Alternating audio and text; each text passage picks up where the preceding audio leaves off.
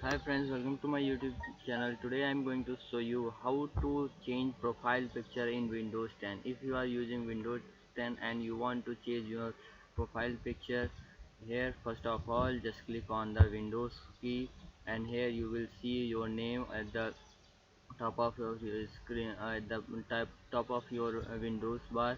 Just click on it, and here you will see change account setting. Click on change account setting. Now here you will see here your profile picture. If you haven't set your profile picture, you will see the option browse. If you have set and you want to change, here you will see change option. Just click on it.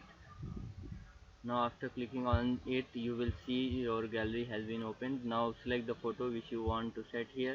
Just click on it like this and click on choose picture.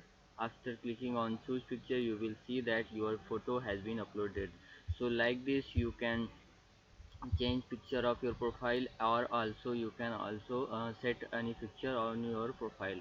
So if you like this video, please like my video and also subscribe my channel for more videos on Windows 10. Thanks for watching.